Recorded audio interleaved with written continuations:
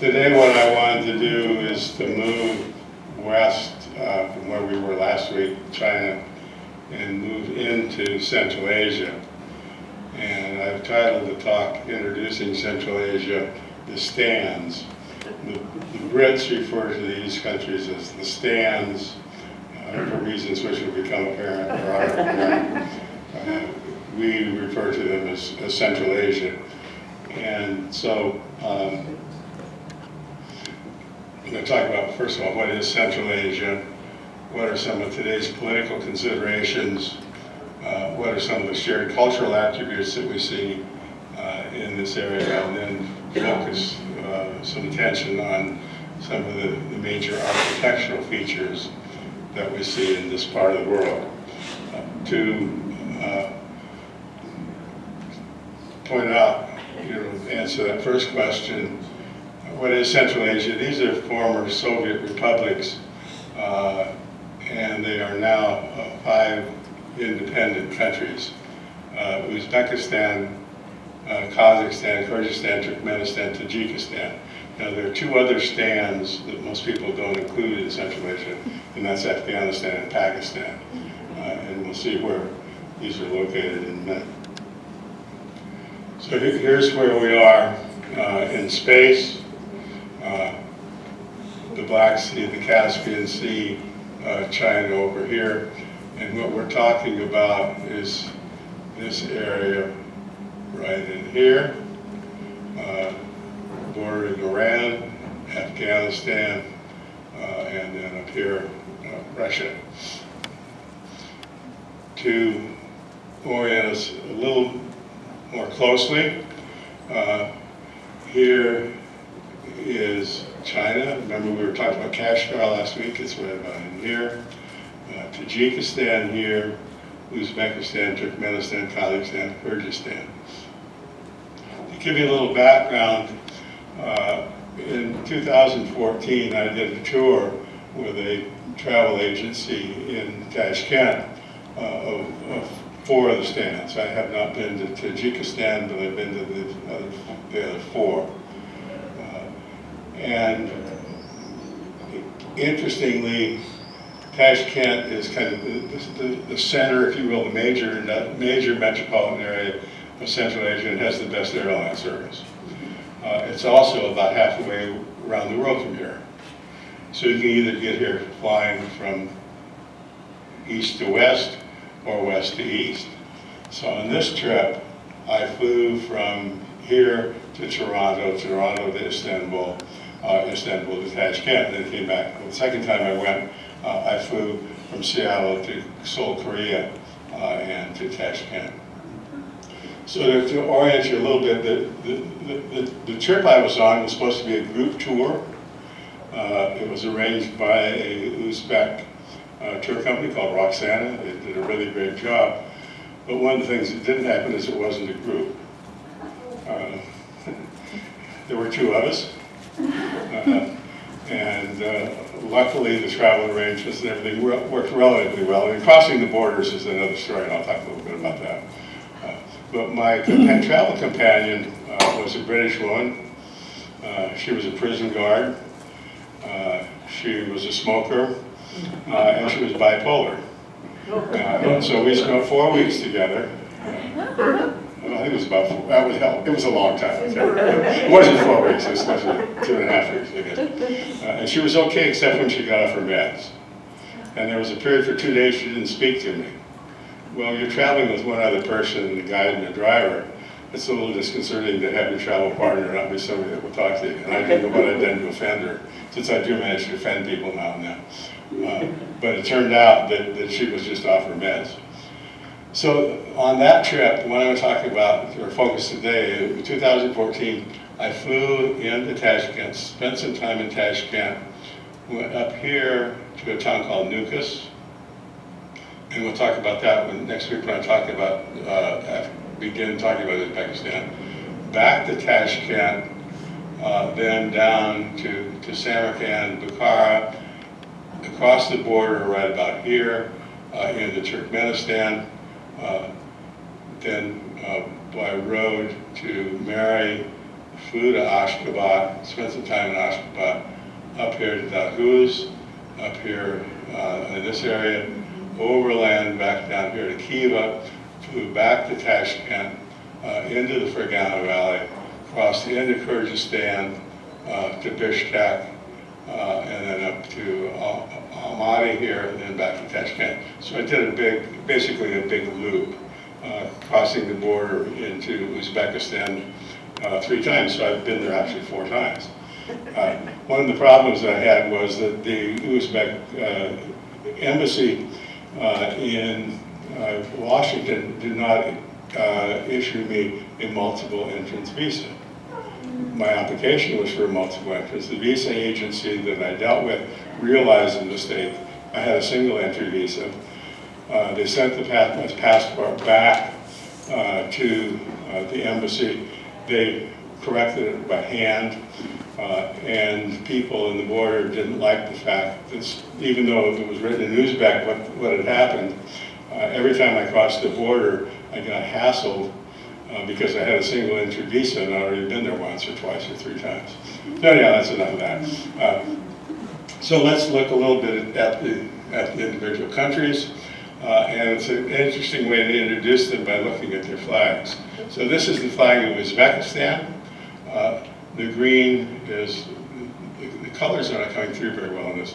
The green is a much different green. That's a basic color of Islam. You see Islamic flags. The red bars stand for strength and brotherhood. The white represents cotton, which is a major crop in Uzbekistan, and I'll talk about that when I talk about Uzbekistan in 2 weeks. The blue is the sky. The crescent moon is a symbol, again, of Islam. And then this represents the various districts of Uzbekistan. So this is the Uzbek flag. All of the flags of the former Soviet republics are relatively similar. This is Kazakhstan, a blue background representing the sky. This is an eagle. This represents the sun. This is just a motif. And then each of these represents one of the regions of Kazakhstan. Moving on to Kyrgyzstan, they maintained the old Soviet red flag, but they added to it the view of the inside of a yurt looking up towards the ceiling. And then these flames represent 40 different groups that a folk hero Manus got together to fight against the Mongols. So a lot of symbolism in the flag. To me, probably the most interesting flag is the flag of Turkmenistan. And this is considered to be the most elaborate flag of any country in the world. The green background for Islam, the crescent moon. This represents the 5 areas, the 5 regions of Turkmenistan. And then what's interesting is that you see along here, these are what are called gules. And these are patterns that you see in the rugs. And each one of these are patterned typical to one of the 5 tribal groups of Turkmenistan. And then here, you see the laurel leaves. That's a symbol of peace. Turkmenistan is one of 2 countries in the world that has basically declared itself, and I'm not sure how this process works, to be neutral. So it and Switzerland are 2, quote, neutral countries. And when I talked about Turkmenistan the last week, I'll come back to the issue of neutrality in Turkmenistan.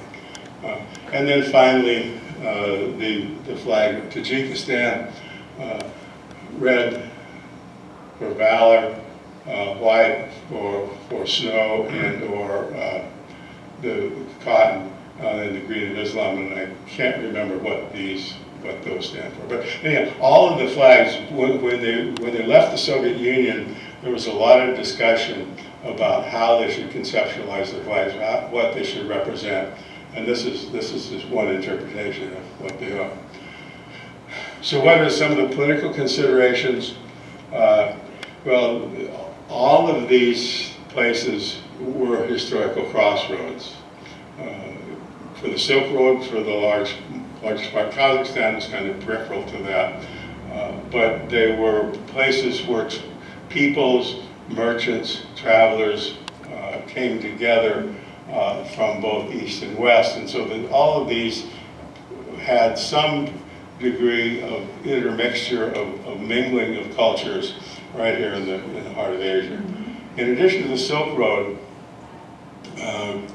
there is a process that I've talked to about before, referred to before, what's called the Great Game. That's the English or American term. The British refer to it as the Tournament of Shadows. And that was the contesting of these areas between Great Britain and Russia. And if you recall last week, I talked about Kashgar being a key point. And I showed you the British Embassy and the Russian Embassy. But this was an area of incredible political activity, people coming in, Brits coming up from India into the Himalayas. And the major concern of the Great Game was that the Russians wanted a way to get to warm water ports. And so that the concern was that basically they would kick the Brits out of India and Afghanistan and take over. But an incredibly interesting period of history and a lot going on, and this is predominantly in the 1800s, but even into the early 20th century. To a large degree, there was a carryover of repression. During Soviet times, these areas were off limits. And there is a continuing repression. There's lots of activity between various ethnic groups and the central government. If we go back, now look at this.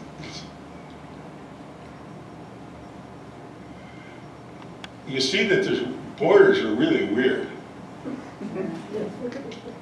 You know, you've got the Fergana Valley here, which is part of Uzbekistan, that's right in the middle of Kyrgyzstan. You got this part of Tajikistan that's up here. Well, these borders are based on the ethnic groups that were there, but they were based on the predominant ethnic groups. And what you have is in some areas, although this is Uzbek, there is a strong presence of both Tajiks and Kyrgyz.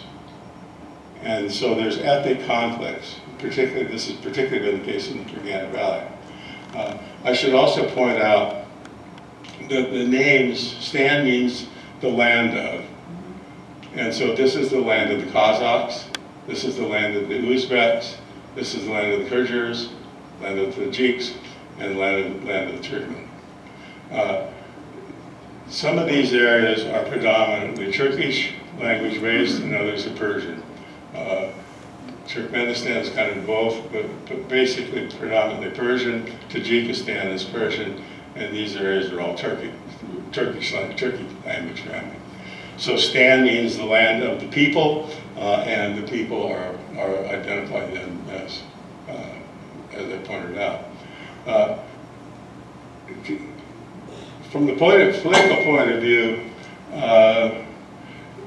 the influences of outsiders continue today, and particularly the influence of Russia to the north and China to the east.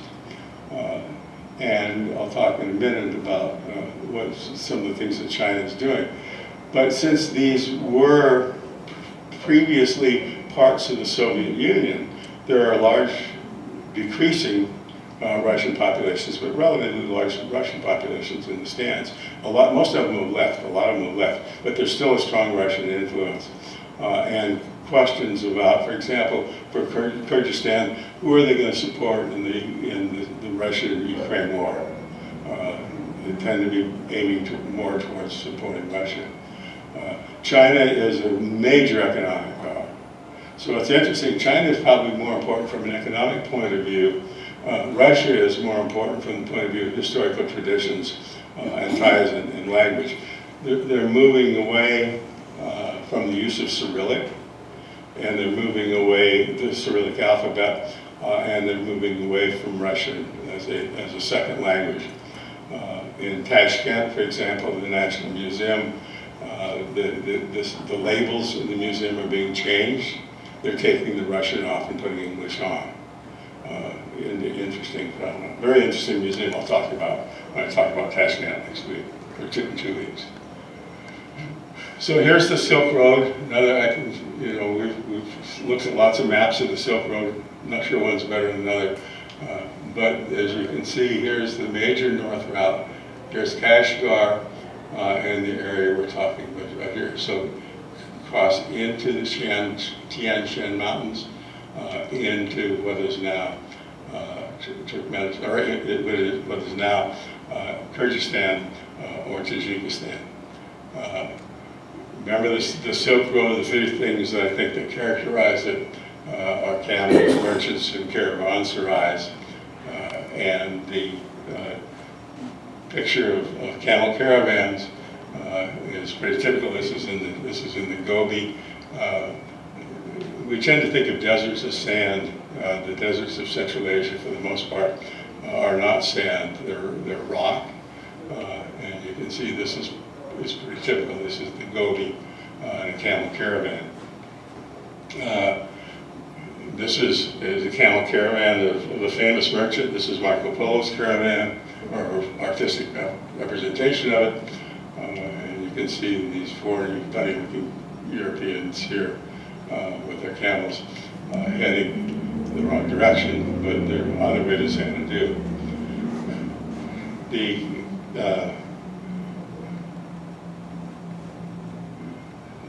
This program doesn't appreciate my slides. You really can't see this, but this is a typical bazaar in Central Asia with the merchants gathered around here. And this is a caravanserai. Caravanserais were locations where caravans would stop. They provided housing for the merchants, a place for animals to spend their night or days, whatever, and a place for storage for goods from the caravans. And so this is a typical one, basically an enclosed space that provided protection of merchants and their goods from desert marauders or on the top of the hill in that previous slide.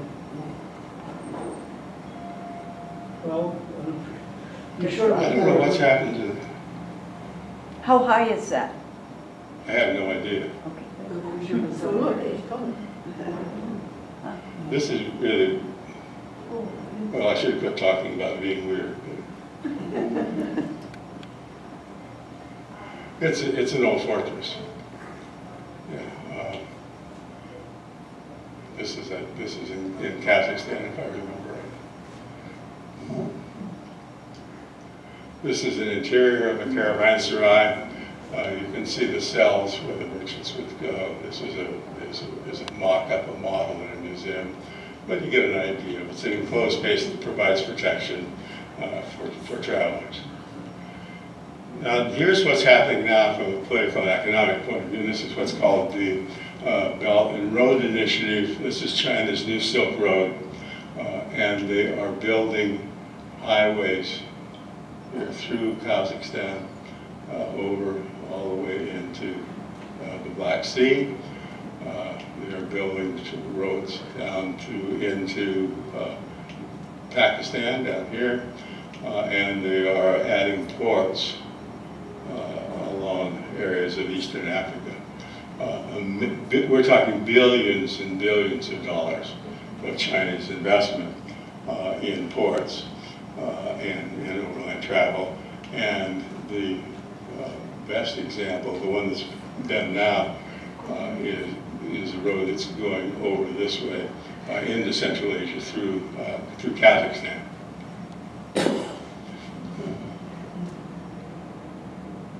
So questions so far? Any trains? Are there trains? The answer is yes. You've got the Trans-Siberian, of course, but you've got trains. If we go back, the Chinese are building high-speed trains in China, but most of this is not train traffic, although the train, I think this is train here, but most of this is road traffic with great, huge trucks. Yeah. Who built the caravanserais?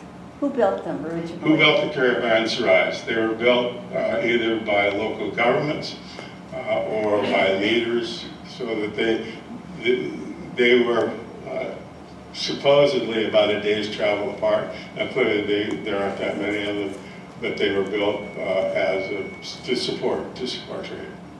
Yeah. What was your role? Why were you over there? This was not vacation, right? Good question. What was my role? I was a traveler. Were you, that was all? Yeah, I just got the wild hair for some reason that I wanted to go to Central. That I wanted to go Silk Road tour. I did the first one, I did China in 2008, and then went back, but it was basically because I wanted to go. I had no business interest there. I'd retired from the University of Texas, and I was traveling. Yeah. Those A, B, C, those places you went to? No, I'm not sure what that's the map of this. It just refers to a key to what they represent. I don't know what it is. No, I didn't go to all those places. I showed you the other places I did go to, but not there. Okay, so what are the characteristics of the population? Well, they're multi-ethnic, I pointed out. There's Turkic language areas and Persian area languages, Persian language areas. There are a number of formerly nomadic groups that are still nomadic, based on nomadic pastoralists and oasis cities, predominantly Muslim, and they share similar foods.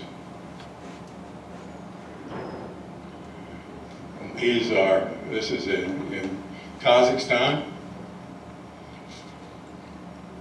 These are yurts, and they take them down and fold them up and put them on a pickup truck or a wagon. They used to carry them by camel, but you see these basically all over Kazakhstan. These are still nomadic people, and they're shepherds. There's a traffic jam in Kazakhstan.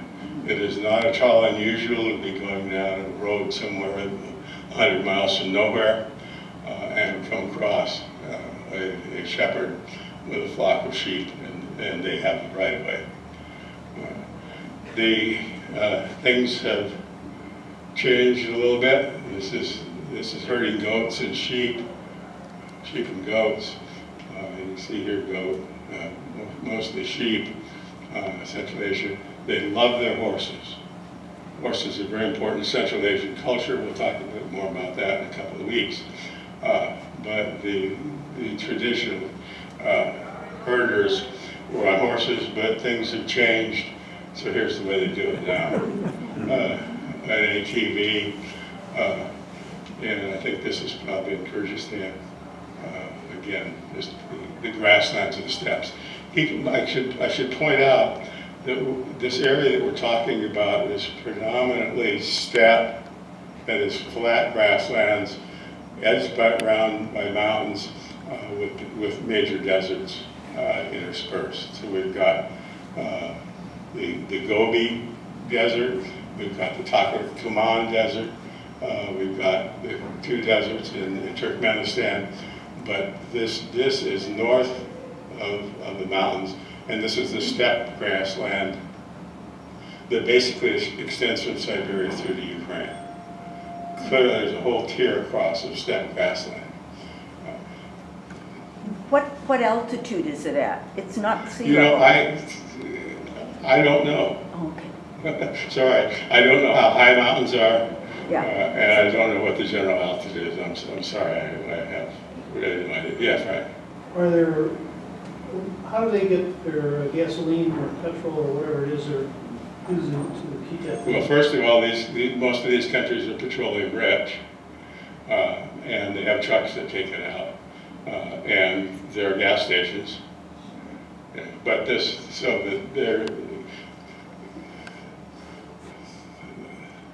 they are geographically isolated, but they are not physically isolated. There are roads, there are highways, and so most of these people can go. There aren't any 7-Elevens, but there are the equivalents where they shop, so they get gas.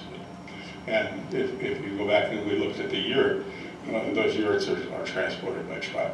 So as opposed to the days when everybody had camels and horses, we've moved into where we've got cars, trucks, and so on. So let's talk about food. Okay. Well, we can start here. These aren't the kind of sheep you saw in the last picture. These are what are called fat-tailed sheep. You can see how they got their name, and that's all fat. And if I could find my old pictures, I've got pictures of markets with basically sheep butts, skin sitting on a counter. Well, this is on the hood. Well, what do they use the fat for? Well, they use the fat for making plav and shashlik. Plav, I'll talk to you in a minute. Plav is the traditional dish of all of the countries of Central Asia. It's basically rice, meat, and carrots. And so you saw the first stage there, the meat. And this is in Tashkent, in the big market in Tashkent. These are all carrots. And so these women, and these are garbanzos. So these women basically are all merchants selling carrots. What did you say the yellow thing is? That's carrots. They have orange carrots and yellow carrots. And then these are garbanzo beans, chickpeas. So they're sitting there, and look at how they slice these. Yeah, they got really good knife skills. They could be on Top Chef.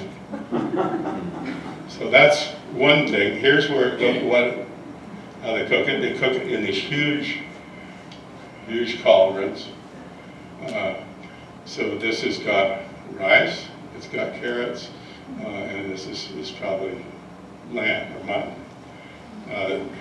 Different areas have different meats. These are two kinds of plav.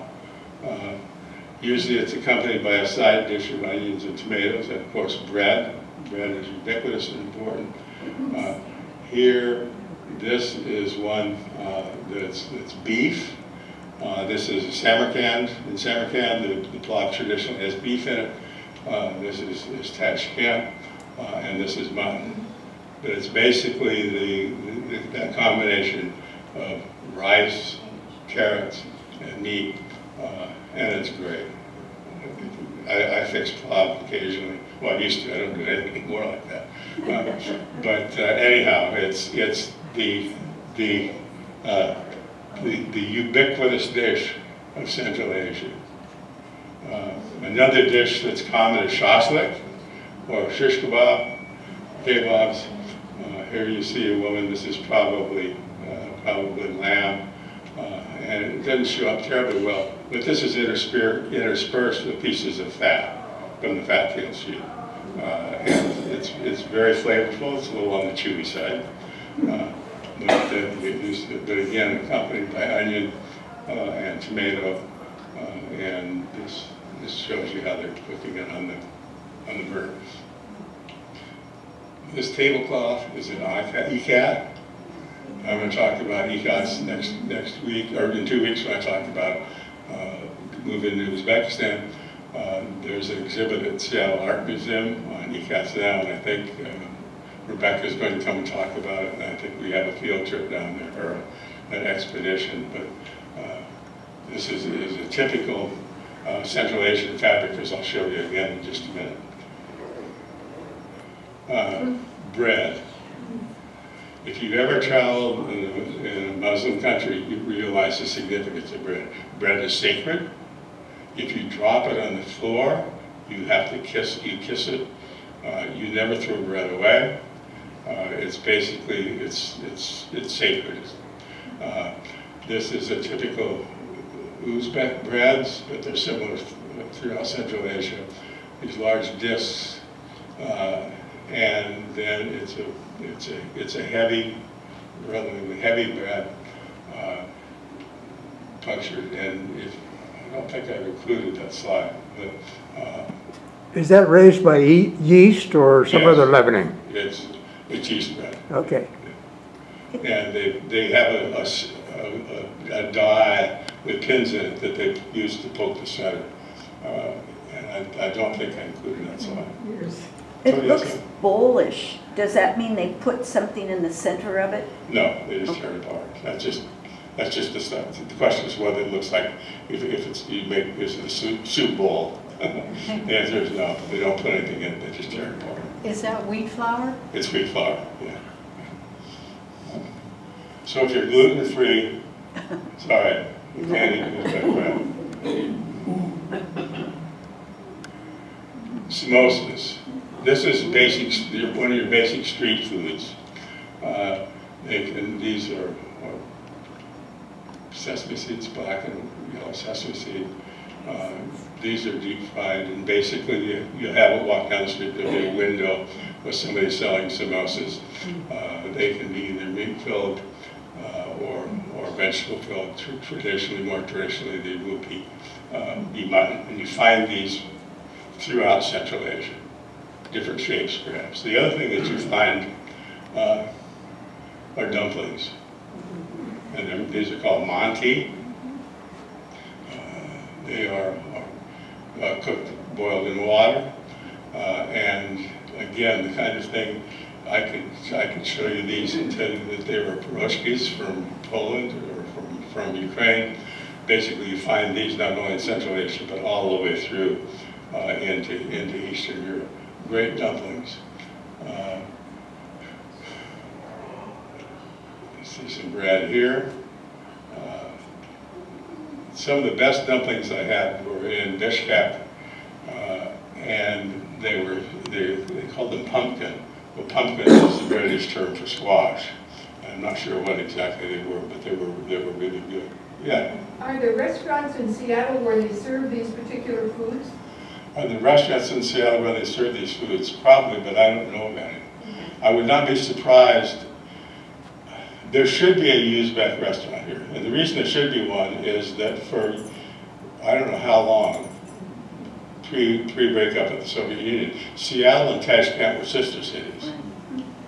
And so there's an Uzbek community here. There's a lot of interest within this community, particularly the University of Washington and the School of Policy and Government in Central Asia and Uzbekistan particularly. I'm surprised if there's not one, but I don't know of any. I don't know whether anybody else knows of one or not.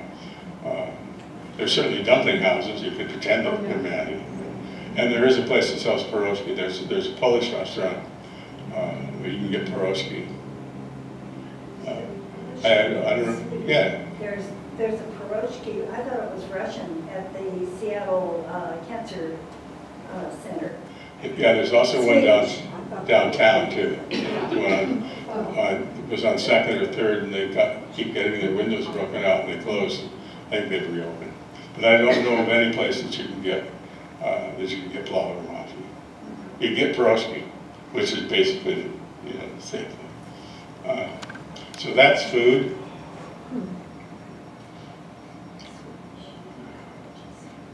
The other thing that we see in common, what I call the 5 M's of Central Asia, have to do with architecture.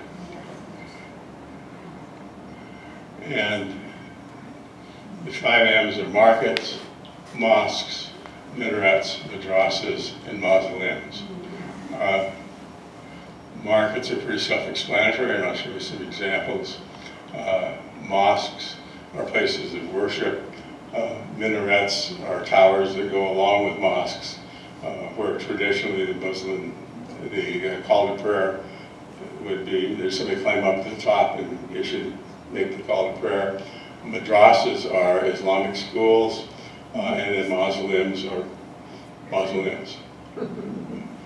So, all of you, if you've heard me talk before, know that I kind of like markets. This is the Chorsu Bazaar in Tashkent. This is the main building, but there are side buildings as well. And this gives you an idea of what it's like inside. I think this is cheese here. And someplace over here, you'll see fat-tailed sheep bottoms arranged along a case. But this is where you shop. And one of the things that you find in Tashkent particularly are salads. And interestingly, there was a large Korean influx into Uzbekistan during, I think it was post World War II, I think. But there's a very large Korean community there, and the women make salads. And these are all various salads here in the Chorsu Bazaar in Tashkent. I don't eat salads. I eat salads here. I don't eat salads when I'm traveling because you never know where the fertilizer comes from and things like that still. But it's really tempting. I've been tempted a number of times, but did not succumb. Another section of the market, dried fruits and nuts. Great apricots. I'm not sure what these are, but anyhow, just a typical thing in a market. One of the things that I like in markets, since I used to like to cook, are spices. And you can get, they have these great bags, and there'll be 15 or 20 spice merchants all lined up, basically selling the same kind of stuff. This is two different kinds of paprika. I'm not sure. They use a lot of cumin. You can get whole cumin or ground cumin. But this looks like star anise. But this is, and if you've ever been to Istanbul, if you've been to the spice market in Istanbul, you realize what the smells are like. I mean, it's really interesting. And I used it when I traveled, brought back spices and cookbooks. This is in the Tashkent market outside of one of the buildings, and you can see the bread stacked. And all these people are selling the same thing. It's like, how do you decide who you're going to buy it from? Yeah, Al? Well, does that reduce the price enormously with all these people competing? I don't think so, because I think they collude. If there's their prices, it's not, what are you going to sell for today? Well, let's say it's going to be a few thousand som. So the prices are pretty similar. In some cases, you can barter. For example, when I bought spices, I was trying to barter. Yeah, particularly. Priscilla, I'm sorry. Thanks. Sorry, wrong name. Yeah, I was going to ask, because in Turkey, when I was there in the 1950s, we were told to barter for everything always. Right, yeah. So it's pretty similar. Particularly if you're buying anything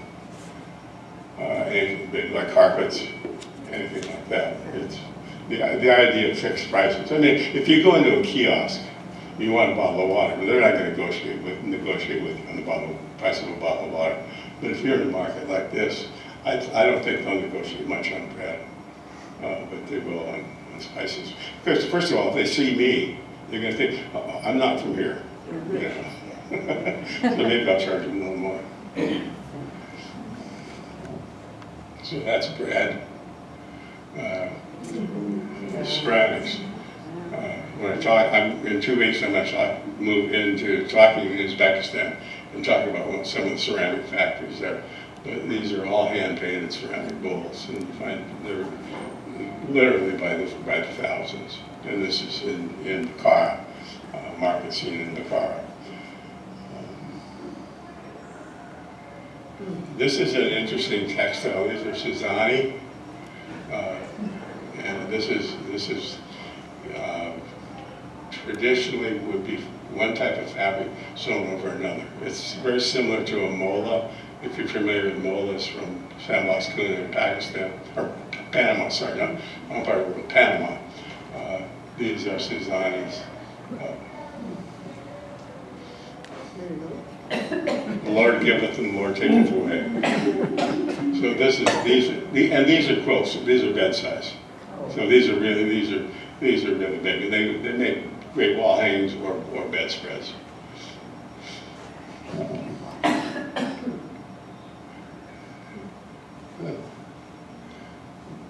Here you see some ikats. This is in Bukhara. In 2018, I went back to Bukhara.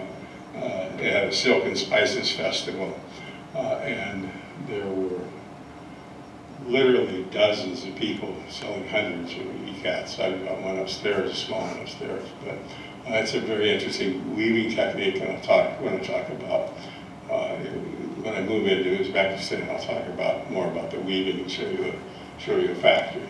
But it's a distinctive weaving pattern where the threads are tied and then tied together. And I, not being a weaver, being somebody who appreciates fabric, I really don't understand how it's done, but I see it. These are Turkmen carpets. This is in Ashgabat. Ashgabat's the capital of Turkmenistan. And this is a woman with some of her carpet display. These are bags. These are Turkmen bags. These are two different shops in Bukhara. These are small storage bags, and these, for the most part, are saddle bags. All this is hand done. This is great textiles.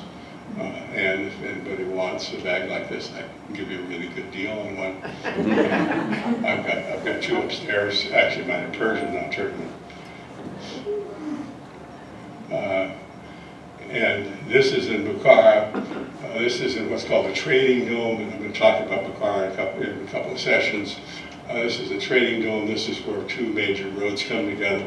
And this guy, the souvenir seller, the big guy down the hall there from him making knives. But here you can see a variety of Suzanneries, interesting embroidered jackets and so on. But just a typical souvenir seller. This guy you can bargain with. You can barter.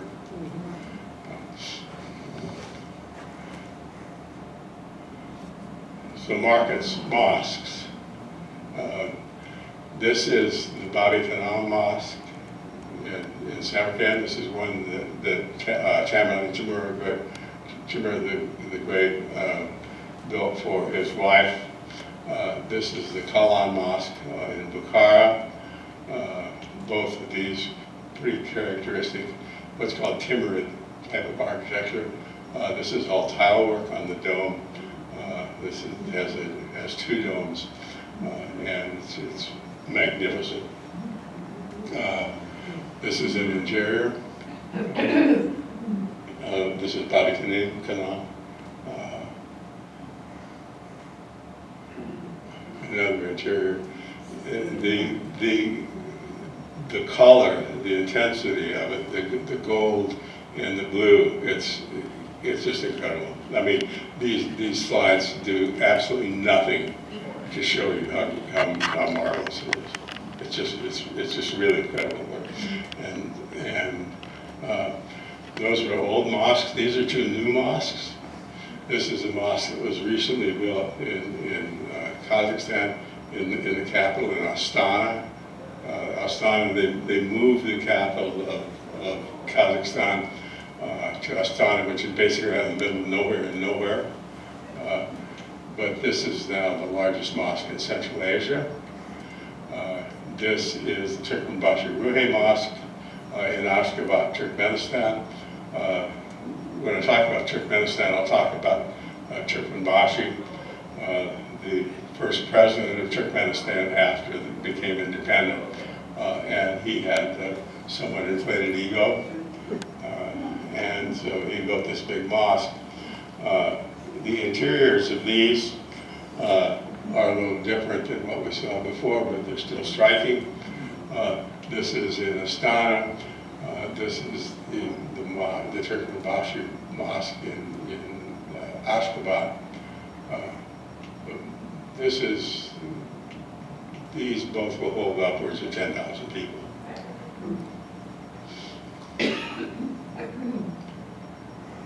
Then we got minarets, just a couple of examples. This is in Kona-Regench, Turkmenistan, in the northwest corner of Turkmenistan.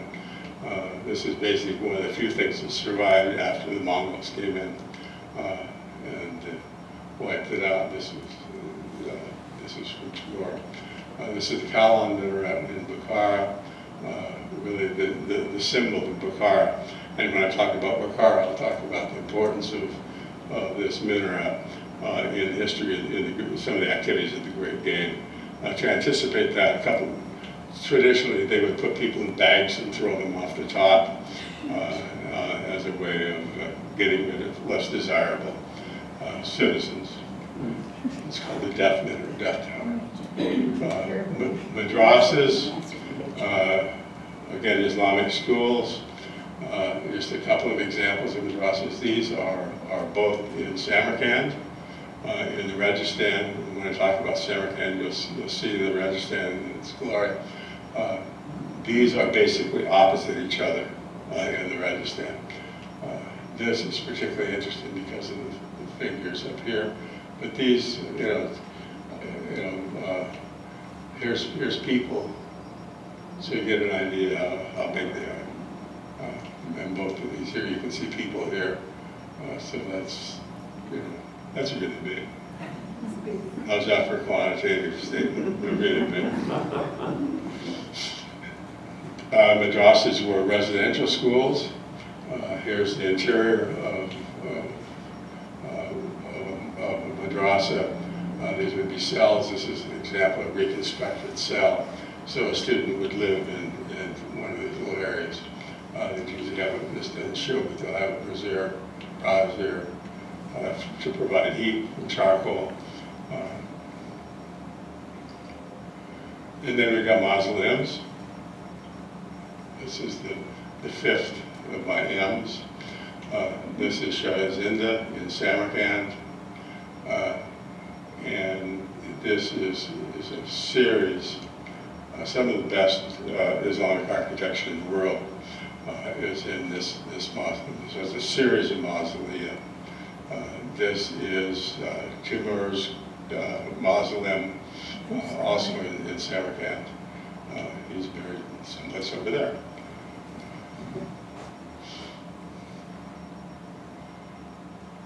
And this is Mausoleum of Bukhara.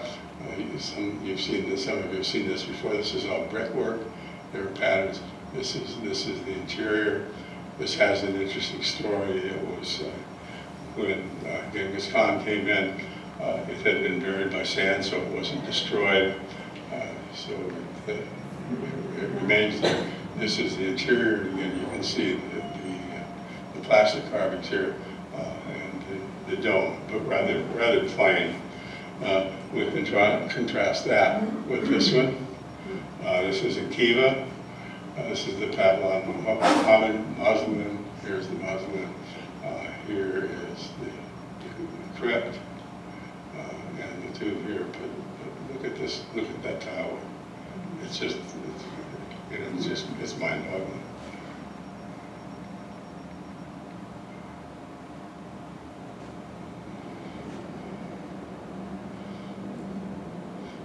Well, I guess either that's my last slide or it's not going anywhere. So, any questions or comments? Yeah, John? I wondered if you found out when you were looking at a lot of the carpets and materials, how they did their dyes. Were they from chemicals, or did they tell you anything about them, the merchants? That's a great question. The question was about the dyes. To a large degree now, they're synthetic dyes, but there are a few places that still use natural dyes. In the Fergana Valley, I'll show you a silk factory, and there they still use natural dyes. Things like walnut excuse me, walnut shells, and things. So traditionally they were to be all natural, but they moved to synthetic. So basically anything you see made now, except for a few craft shops, will be synthetic dyes. After the Germans introduced aniline dyes in the 1800s, that pretty well took over. And if you're an expert, you can tell from in a carpet whether the dyes are synthetic or natural. I'm not sure how they do it, but it's the other thing. There's a lot of weaving techniques. To a large degree, everything now is synthetic. Yeah, Paul? How are people prepared to be put into, or bodies to be prepared to be put into a mausoleum? I don't know what their embalming practices are. Yeah. I have no idea. Yeah. You mentioned those two mosques that upwards of 10,000 people in each one. Is that with their prayer rugs and kneeling, or? Yeah. If we go back to that, well, I won't. Yeah, that's the question was whether that was with their prayer rugs and kneeling. The prayer rugs, they either have a prayer rug or these are all carpeted. So I don't know that you bring your prayer rug when you pray at the mosque because there are carpets on the floor. I don't know if somebody else may know that. But the mosques are carpeted. You take off your shoes before you go in. And if you're not Muslim, you can't go in during prayer. So I've never seen people pray. Yeah. Do they still build these things, or how long ago were they built? These are from the 1500s. They don't build them that way anymore, no. Yeah. I'm lacking vocabulary on this, but what I notice is that there's just lots of color, different kinds of color. So it seems to me there's small pieces, and you mentioned tiles. So is this ceramic that is made from clay and then dyed, or? Good question. What are the materials? They are ceramic tiles. They're painted and fired, and then they're applied to the surface. So they're painted. It's like a mosaic. Yeah. Well, some of them are painted. Some of the color is baked in. And the ceramic is from what materials? The earth? Clay. Yeah. On the rugs, I've heard that in the Middle East, a lot of the rugs are hand-tied by young women. Very meticulous work. Is any of it mechanical now, or is it all still handwork? The answer is some of it is mechanical, and a rug expert can tell. The question is whether the carpets are made by hand or mechanical. An expert can tell a machine-made rug very easily. If you look at the back versus hand-tied, all of these that you would have seen there would have been hand-tied. They're made by the women, basically by the women who sell them, or a cooperative. Good question. You do find machine-made, but those would be in shops as opposed to the market. Yeah, Paul? Is there a story that goes with the golden domes on the mosques? Why? What is the purpose? What are they saying by putting a golden dome on a mosque? I don't know that there are any gold in it. They're blue. No, there were a couple of those. When you went, There's some of them, at least one was golden. Yeah.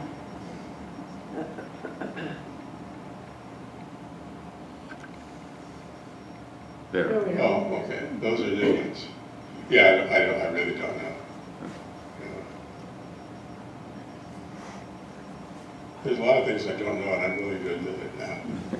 Yeah. Back to the Chinese transportation, a lot of these were water routes. Do the Chinese administer those tightly, or is that just free for anybody that wants to move goods?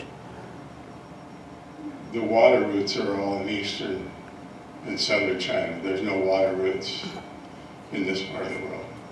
There's no water, there's no Okay, water. on the map, I thought you were showing Chinese railroads and roads, and some of them were out in the water. Oh, I thought you were talking about overland. Yeah, no, there's, I just wondered if the Chinese master that, or they have it open to everyone.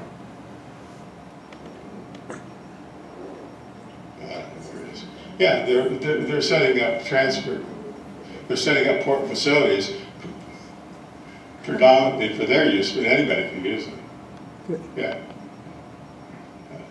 The water, I'm sorry, I thought you were talking about water routes, like ship canals and things like that. Yeah. Missed your point. Anybody else? Okay, yeah, yes.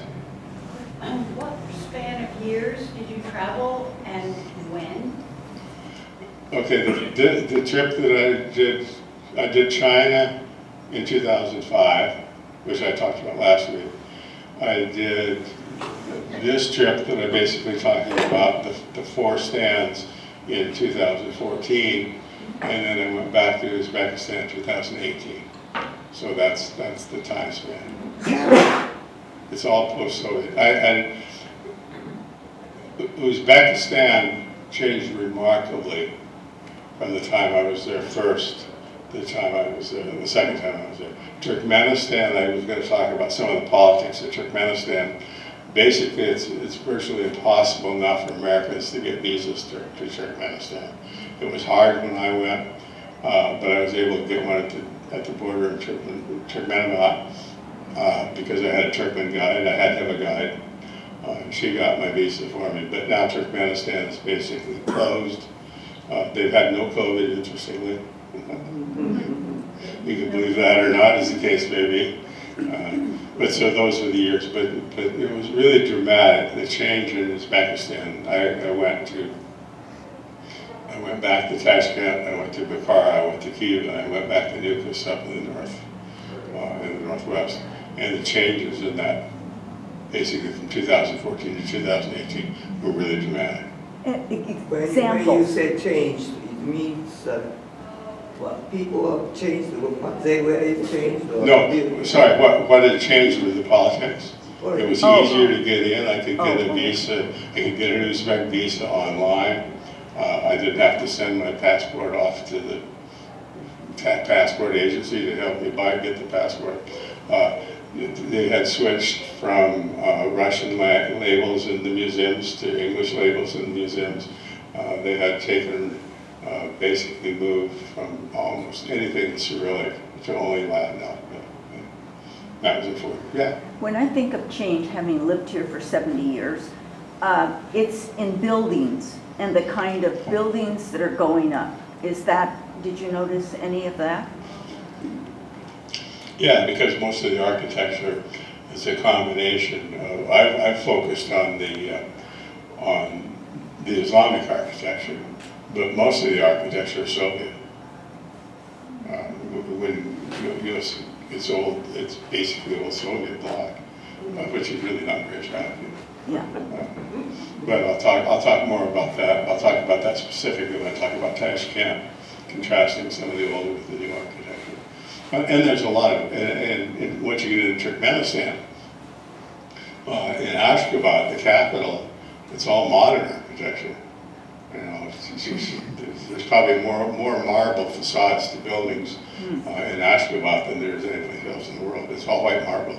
But it doesn't look like New York, right? No. Yeah. And it doesn't look like China. Yeah.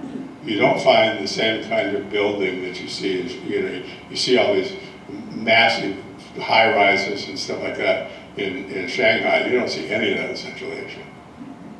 You see more modern types of buildings, but you don't see skyscrapers. It's an earthquake zone. Yeah. So what is the Chinese, you said it's big Chinese influence. Where do you see that? They're not speaking it or using the language and they're not building the buildings. The Chinese influence is in highway infrastructure. Okay. Yeah, I'm a slow learner. The Chinese influence in Central Asia is economic. It's not like, remember I talked last week about Kashgar, and basically the city being taken over and the old buildings being torn down and replaced by Han Chinese buildings. You don't see that in Central Asia. What you see is more subtle economic influence. A good question. Yeah, right. Did you say it was Turkmenistan that you couldn't get into now? Turkmenistan is basically closed. So is it closed to all foreigners or just the U.S.? It's pretty well closed. Visa requirements in Central Asian countries vary greatly. I'm not sure what it is for other countries now, but for Turkmenistan now, it's not impossible, but it's very difficult. Turkmenistan also has very few tourist visitors. Even when it was open, it was like 10,000 visitors a year. You know, I mean, you start to think that's not a hell of a lot of people. So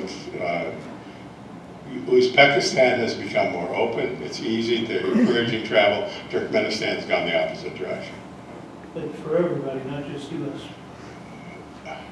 I don't know the specifics of everybody. I think it's been closed because of the COVID issue, particularly. But it's become much more repressive. Yeah, you mentioned the museum labels being switched to English, which sounds like a fairly touristy clientele rather than for the locals. Well, I'm sorry, I should make that clear. They're still labeled in Uzbek, but as opposed to Uzbek and Russian, they're now Uzbek and English. Okay. Similarly, up in the northwest in Nukis, they're getting away from Cyrillic and from Russian. So they're not replacing the local language. They're replacing the second language, Russian, with the second language, English, and they're strongly encouraging tourism in Uzbekistan. They're really, and that's why they're making it easier to get in. They want people to come. They like dollars. Okay, thanks a lot. There's no session next week. Next week, you have something important, like a dietitian or something like that. And then we'll be back in 2 weeks. In 2 weeks, I'll move into Uzbekistan and talk about Tashkent, a couple of places, other places, Nukis and Fergana Valley. Then we'll go to another session in Uzbekistan. Then the last session will be Turkmenistan. Okay, thank you very much.